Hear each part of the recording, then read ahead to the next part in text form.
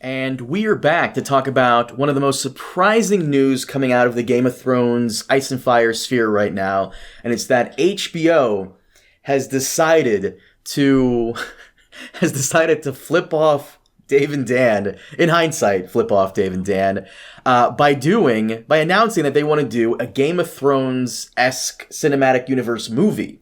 Now, for those of you who are a little, is it that surprising? I don't know. I think it is because several years ago, Dave and Dan wanted to famously conclude the series with 3 feature films instead of the season 8 final season. Because for those of you who don't know, Dave and Dan's original idea which is the exact length of 3 feature films, by the way. They did 6 episodes. Yeah, that's true. Huh. They did 6-hour-long episodes. 3 movies would have been the exact same thing, but nonetheless. Yeah, kind of, yeah. For those of you who don't know, Dave and Dan wanted to conclude the series with the 3 movies, and their original plans for the entire series was 7 seasons. And their whole thing was, 7 gods, 7 books, 7 kingdoms, 7 seasons. But then HBO came to them and they're like, no, we're the home box office network. We're not going to put this in theaters. That's ridiculous. Well, now, they're doing something in the very early stages for movies. And of course, we have to come together and wonder, what could that movie be? Now, and this is why having conversations with book readers about this topic specifically is the most annoying. Because book readers, even though you and I are book readers, but I feel like we're more realistic on what it could be. Book readers will love to throw out, well, they could do Nymeria's 10,000 ships. Again, the movie is going to appeal to casuals. And why would you do a Game of Thrones anything without Starks, Lannisters, Targaryens, Iron Throne? Dragons, sure, but why? Or something about the black oily stones and E.T. and again, do casuals care about the black oily stone? Yeah, no. Exactly. No, you're right. And that's the thing is look, it's not surprising in the sense that HBO is a streaming, or Max is a streaming service. Disney is a streaming service. And Marvel, Star Wars, they all have this both show and movie multimedia onslaught, right? Now, Disney and Marvel started with movies and went into shows. It's not too much, to Max go the other way, have shows and go into movies. But of course, they've done this many times in the past. I mean, there's the Sex and the City movies, there's Entourage movie. They've done this. So going from show to movie is not a crazy thing. I mean, look at Star Trek. Star Trek movies, back to shows, back to movies, whatever. But the having Game of Thrones be multimedia, the world of Westeros be multimedia, is not surprising. So. Not surprising, but not well utilized. I would argue Ice and Fire / Game of Thrones from HBO, they haven't been utilizing it as much as they want to. We recently got news that Warner Brothers is going to start focusing on their 4 main franchise, which is Harry Potter, Game of Thrones, DC Batman, and there was one other one which is escaping me right now. And I'm surprised they haven't dived into it further, because the movie thing, there were always rumors about some type of movie playing out. Like I mentioned earlier in the opening, Dave and Dan wanted to do something with it, but they were shot down, and I guess that's being brought back up. But, video games. Video games is a huge market. Huge market. And for those of you who don't know this, believe it or not, video games, especially mobile games, can make upwards to $1 billion or more in 1 year from revenue. And I'm surprised this hasn't been something that they've tapped into. Yes, we do have Game of Thrones games, but they're largely forgotten. Some of the mobile games are just kind of just there. They scurry about, who kind of cares, I just find it funny that right now, only when Warner Brothers Discovery is in a tight situation with money, only now are they going to start focusing on pushing out more Game of Thrones content beyond a television show. Before we get onto what the movie could be about, you brought up something that I kind of want to build off of, because last night we were on call, we were talking about how it's crazy nobody asked for Andor or the Penguin, yet here they are, just being phenomenal. I think the move going forward nowadays is to, and Disney's clearly doing this too, is to release stuff in theaters, and then these side stories, these side characters get their own spin-off. Now, the side stories being good does not necessarily mean they're a success, right? That doesn't necessarily mean there's viewership. Like, people have been saying, okay, the story of the random side character who no one asked for a series about, you know, for example, Penguin. Like, no one watched the Batman movie and was like, you know what we fucking need? We need a Penguin side story. Like, no one asked for that shit. No one asked for Andor. No one asked for Agatha all along. They were all really good. Mm-hmm. Like, you know, like that's the comic. The thing is, when you're focusing on a side character and you're not bound by lore and expectations, and you can be creative, you end up with like surprisingly good shows that are creative, like Penguin, Andor, Agatha. It's really quite funny, right? That's what it takes. But that's going from movie to show. As you were saying, when you go from show to movie, the movie must have popular appeal. Yep. It must. Okay. That's why you can do a movie about Han Solo, but but there was talk about, oh, can I do a movie about Lando? No, it's not coming. You know, like only now that The Mandalorian was successful as a show they've really gotten that Grogu out in the marketing department. Is there going to be a Mandalorian and Grogu movie? You know, it takes massive popularity to get to the movie direction. Yeah, you're right. And Star Wars has had 40, 50 years now to really put themselves out there with a lot of these stories. And you know, we all kind of know Mando, I think, was going to be a hit from the start, because not only was it the first Star Wars show ever, I think, the Ewok shit doesn't count, the first live action Star Wars show ever, but it also, like, he kind of looks like a Boba Fett clone. So, and Boba Fett, everybody knows about that guy, so there it is. Right. In regards to Ice and Fire, Game of Thrones, you kind of have to be careful, because we know who the Starks are, the Lannisters are, the Iron Throne, of course, but where do we do that type of story? I think the only story we could do that would have massive appeal with characters people remember and know would be Robert's Rebellion. Now, I know a lot of people are going to go, well, you're a Robert Baratheon fan. You know, you're a Baratheon fan. Of course you're going to say that. Well, think about it. There's not a lot of material written about other stuff. Like, there is material written about the Blackfyre Rebellion or the War of Ninepenny Kings, but beyond the average book reader, why would a casual fan, which outnumbers us, care about anything Blackfyre related that has no dragons, or care about Ninepenny King stuff? Like, who cares? Right. And I know someone is going to bring this up, so I want to get ahead of this before someone tries to throw it at me in the comments section. Because someone's probably going to say, well, you said the same thing about Penguin and Andor, and you ended up liking those, even though, you know, true. But Penguin and Andor, maybe not Cassian Andor specifically, but Penguin is very closely tied to Batman. So that makes sense. A Penguin anything usually sells, even though Penguin is probably not in like the top 5 most coveted Batman villains ever that you want to see. He's still closely tied to Batman and that whole mythos.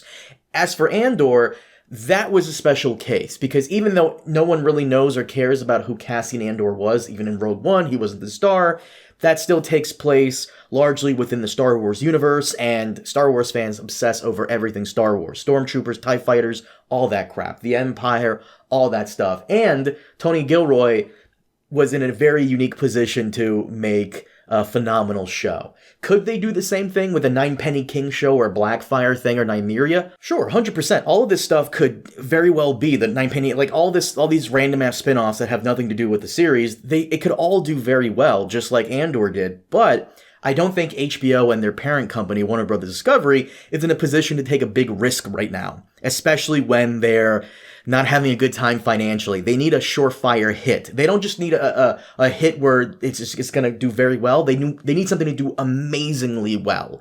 And right now, sticking to something that would sell is their best bet.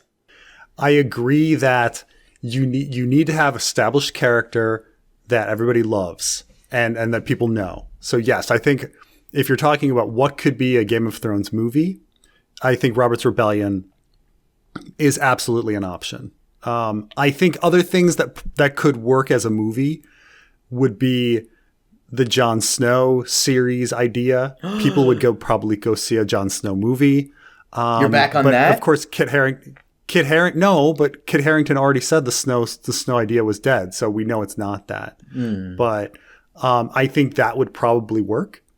I think an Arya exploring the West story would probably work in the terms of like Arya is a fan favorite and people would want to see what she's doing, and you could probably build a movie around that. I'm trying to think of who else you could build a movie around. You're giving me post Game of Thrones show ideas. And don't get me wrong, I'm excited about the Jon Snow thing. I'm one of the very few people excited about it because I want to see the story after the fact. But there is no Targaryens anymore. I mean, Jon, I guess, but there's no Iron Throne. But you are right that, like, given the material and what's fan favorite, like, I mean, maybe they could pull a Corlys movie, maybe. But even that, I would say, would probably be pushing it. You gotta have character that everybody loves, and then you have your choice. You've got your prequel or your sequel, right? And so Robert's Rebellion works as a sequel. Everybody loves Ned. Everybody loves Robert. You get to see young Ned. Okay, young Ned being a badass thrown around ice. Okay, great. People would watch that. People would watch Jon Snow. People, I think, would watch Arya. There's nobody left, right? Like, who else is there? No one's gonna watch like young Jorah Mormont. Like what? Capturing people, selling them into slavery, getting whipped by his wife.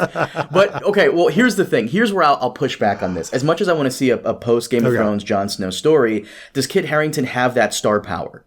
Right? Does Kit Harington have the ability to put asses in seats like a Margot Robbie or a Denzel Washington? I don't think he does. And I think Maisie Williams, even less. I would say in that boardroom, people would say, how did Pompeii do? And they bring up all of the Kit Harington movies, and they'd be like, but I think it's different when it's Kit Harington playing Jon Snow. Fair. I do. That's fair. I do think that Kit Harington doesn't have much selling power, but Kit Harington playing Jon Snow does. Let me throw a curveball at you and book readers here, because I've been wanting a Robert's Rebellion anything for a long time, and we already know that George R.R. Martin being in the writer's room is a fucking courtesy. As tough as that is to say, I don't like saying that, but his public fight kinda with HBO and the House of the Dragon guys, like, we know for a fact that him being there in the writer's room that is a courtesy. Same thing with George Lucas. George Lucas sold his baby, and Dave Filoni, when Filoni invites George Lucas onto the set of anything Star Wars related, it is a courtesy. He doesn't have to be there, but he wants to, he wants him there. And I know George has said he doesn't want anything Robert's Rebellion, but I think Robert's Rebellion is the best shot we have at anything in this, because I feel like out of all the prequel anything, it has the most written about it and the most recognizable characters. But here's the curveball. Yes. I think focusing on Robert or Rhaegar would be a mistake. I think you'd have to focus solely on young Ned and young Jaime Lannister. Yes. I think you just focus on young Ned. You just make it a young Ned story.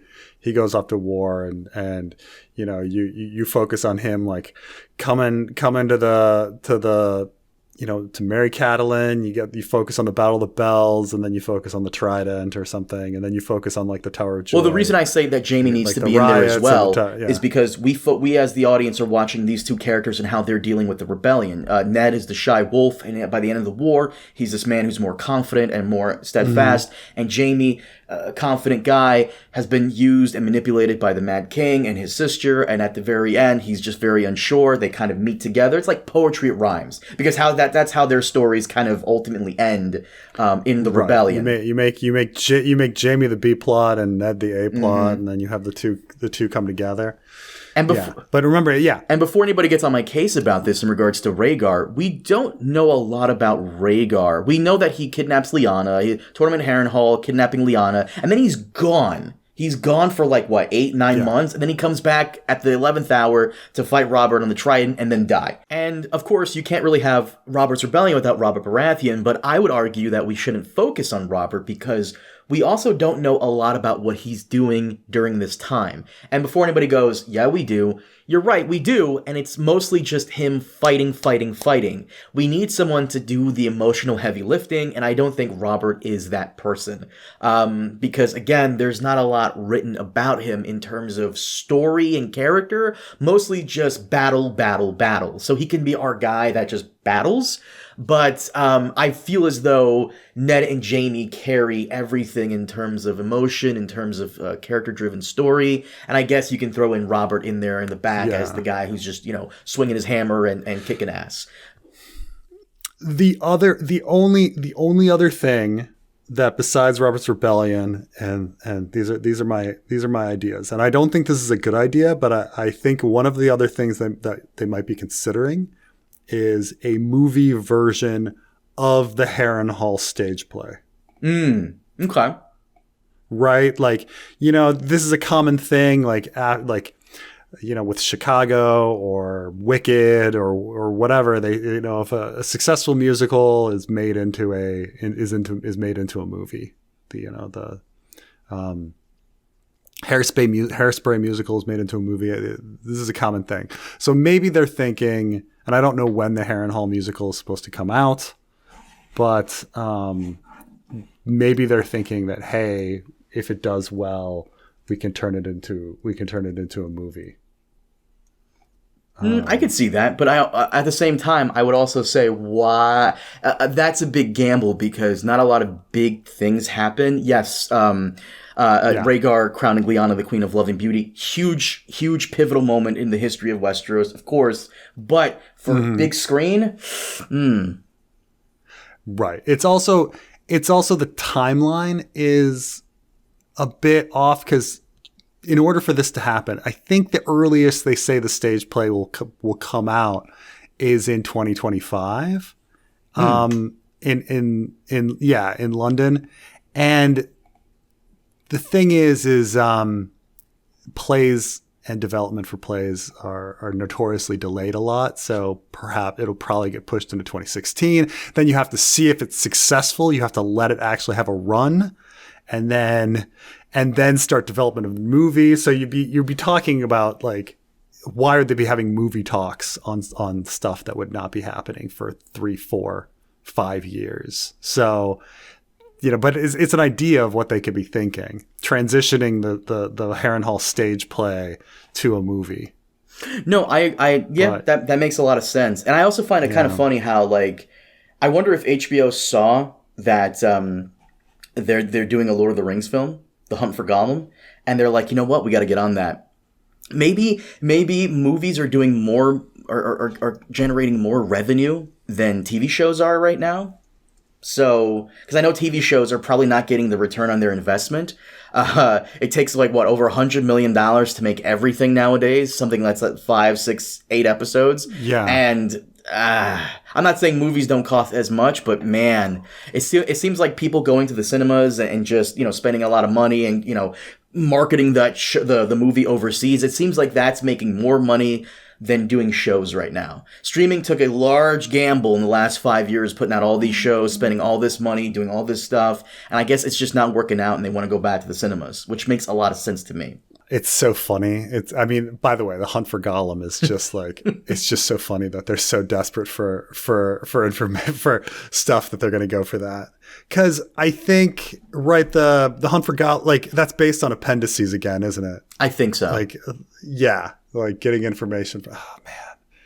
The freaking bottom of the barrel, man. Bottom of the barrel that people are scraping. Look, if Peter Jackson is involved and he's had time to adequately look it over, I would be okay with that. Because I don't know if you know this. Well, you watched the Lindsay Ellis, The Hobbit thing, right?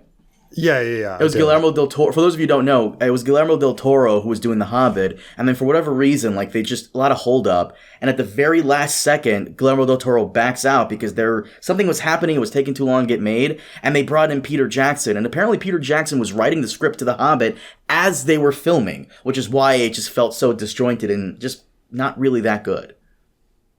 Yeah. I mean, that Hunt for Gollum, who knows it's going to happen. It's supposed to happen in 2026 with Andy Serkis and everything. Something like that. But that's the thing is Andy Serkis is now fairly famous. Like you know, it's for not just playing Gollum. Like he played fucking King Kong. He played all of the ape movies. He's now like an actor. I mean, he started as an actor in his own right, but now people recognize him. I mean, he was in Andor. He was in Marvel as Claw. You know, like Andy Serkis gets around. So, you know, to put him back in the animation situation to play Gollum, and everybody fucking loves Gollum. I could see it being a successful movie, even if it's a crap movie. I could see that too, because they're also bringing back Ian McKellen, I think, and they got to get him in there before he, unfortunately. Oh my god! Yeah. No, how are they bringing back? Oh my god! Gandalf. I mean, can you do a Lord of the Rings without Gandalf? I don't know. Peter Jackson without Gandalf? I don't know, man. Look, the motherfucker Ian McKellen's going to be. He's 85 years old right now. He's going to be 87. Dust him off. It's okay. Dust him off. Or 80. He'll be 86. I mean, he was already looking really quite old for the Hobbit movies. So, oh man, AI that bitch. You can't have, you got to also make Viggo Mortensen a little younger too if he's going to be in it, because I want Aragorn in that too. The Hunt for Gollum. He's got to be in it. I mean, you're kind of right in that it's sort of like shoving. I'd be like, do they need to put Aragorn in? And then I'm like, oh wait, remember when they shoved Legolas in the Hobbit movies for no reason? Mm-hmm. Oh, okay, yeah. I could, But the one annoying thing about them doing new Lord of the Rings under Peter Jackson and the Peter Jackson verse is now I got to buy the new box set. I'm tired, bro. I'm tired. Will Peter Jackson be directing? Because I know he's producing. No, I think he's involved, like, full stop. Oh, my God. Like, they're like, he keeps saying he doesn't want to go back and do these, and then they keep shoveling money at him, and he's like, fine, I'll do this. What else is Peter Jackson fucking... Realistically speaking, what else is this motherfucker doing? Let me see here. Like, I know he did King Kong, and that was okay. Yeah. Like, what else is he doing? Yeah, he did King Kong, yeah. Mortal Engines? He was known for, like, horror... Yeah, Mortal Engines was a disappointment. Like, and that's another movie I actually watched. But The Lovely Bones, The Adventures of Tintin. Like, come on, stop. I think the Adventures of Tintin must have done well. I mean, Tintin's huge in Europe. Oh, I know that. In France specifically. Mm-hmm. Yeah. But what else is he doing? He hasn't done anything since 2018. He's the executive producer on the new Lord of the Rings animated film coming out later next month, The Lord of the Rings: The War of the Rohirrim. But like, he's got to do something. We need something live action to wash Rings of Power out of our mouths. Right. I mean, you are right that he's rested. You know, because I know like he was so burned out after Lord of the Rings, but then he rested and he was able to come back for The Hobbit. And there was there's 9 years between Lord of the Rings and The Hobbit, or probably 7 for him doing work, right? You know, because they probably would have started like 2 years before. So he better get in it soon. He's fine. He's 63. He's got a couple more. He's got a couple more trilogies. He's a young man. He's a young man, even though he looks like fucking death these days. By the way, he looks so much older than he is. completely random. But someone sent me a subreddit post from the Lord of the Rings subreddit about like what's the title here is what line of dialogue in the films that's original but felt like something Tolkien would have written himself. And I didn't know this was. I feel like we should have Yois in here for this. I didn't know this was original to the films, but. A wizard is never late, nor is he early. He arrives precisely when he means to. So good. So fucking good. Yeah, and I would say that is a good line. I would say it's a little too punchy for Tolkien. Tolkien is a little long-winded, and that's part of the style. He does things long-winded and roundabout. And so it's, a wizard is never early, is never late. He arrives precisely when he's supposed to. That's That's far too punchy. Or from the other person here wrote from the Unexpected Journey. I don't remember this quote. I haven't seen The Hobbit nearly as much as I've seen the original trilogy, but Saruman believes it is only great power that can hold evil in check. That is not what I have found. I have found it's the small things, everyday deeds of ordinary folk that keeps darkness at bay, simple acts of kindness and love. Why, Bilbo Baggins, perhaps it is because I am afraid, and he gives me courage. I love that's so good. That's so good. I hope they bring back every motherfucker who wrote this back for the new Lord of the Rings stuff and for the Game of Thrones stuff. Like early season 1 has a lot. Season 1, season 2, Tywin talking to Arya, same fucking shit. Your father, a stonemason who could read. What killed him? Loyalty. It's so good. It's so good. It's so good. Like, bring back those guys who wrote that. That's all original stuff. Yeah. Bring back those guys. Granted, they also left a lot of George's really good lines on the cutting room floor. The perfect example to this is when Jaime is talking to Loras in Feast for Crows, and Loras says, when the sun has set, no candle can replace it. So good. So freaking good. Yeah. Yeah, like I said, like, so here's some actual, like, dialogue from Fellowship of the Rings. So said Denethor, and yet there lie in his hoards many records that few even the lore masters now can read, for their scripts and tongues have become dark to later men. And Boromir, there lies in Minas Tirith still unread, I guess, by any save Saruman and myself since the kings failed, a scroll that Isildur made himself. For Isildur did not march away straight from the war to Mordor, as some have told the tale. Some of the north, maybe, Boromir broke in, all know in Gondor that he went first to Minas Anor and dwelt a while with his nephew Menedil, instructing him before he committed to... Is this Tolkien? This is Tolkien. This is J.R.R. Tolkien. Like I say, J.R.R. Tolkien but the thing is, like that awkwardness and roundabout way of saying things and lengthiness adds to the atmosphere. But this is why, like, the atmosphere of the book is not the atmosphere of the movies. The movies need punchy stuff, quick dialogue, easy to understand dialogue. Like, as I was reading that, you're just like, what are they fucking talking about? Like, your eyes are glazing over and you're like, what the fuck?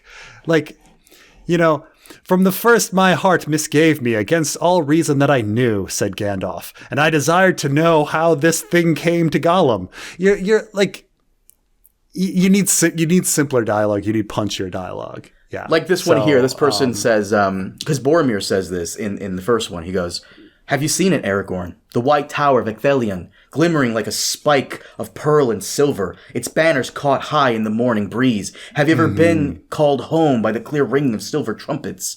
I have seen the White City long ago. One day our paths would lead us there, and the tower guards shall take up the call. The lords of Gondor have returned. So, bro. Yeah, no, look. It's very, very different writing style, like Lord of the Rings is a very, very different writing style. It is not quick read beach novel. It is not screenplay, witty dialogue. Okay. This is not Quentin Tarantino, engaging dialogue for a movie, but you need that for a movie. So that's why I say they're all great writers, but they're great writers in different ways, I will say George R.R. Martin, he wrote in Hollywood.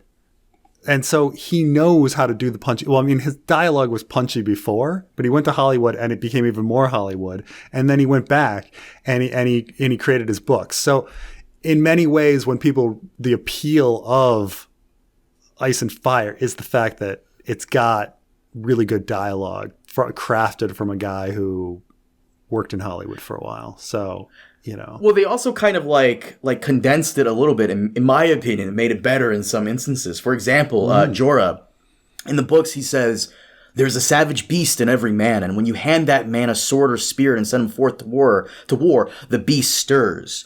In the show, there's a beast in every man, and it stirs when you put a sword in his hand. Like, they condensed it, and it's, in my opinion, a little better. Yeah, absolutely. Yeah, it's more efficient. It's more understandable. You pay him less per word. Yes. Well, in truth, George himself says that he goes back and tries to decrease his word count, like by being more efficient in his dialogue. He says that's an exercise he does when he finishes. He goes back and he's like, let's see if I can make this shorter. Like I say, there's an old phrase, and I think it's attributed to Mark Twain, but it probably isn't Mark Twain. But the old saying is, I wrote you an 8-page letter. If I had more time, it would have been one.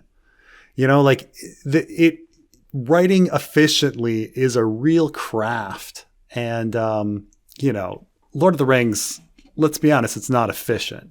But it's not supposed to be efficient. It's supposed to create a certain atmosphere when these people are talking, so. Yeah. I mean, the hobbits are more efficient when they talk. I think that's why people connect with the hobbits so much. Oh my god. But anyways, the movie.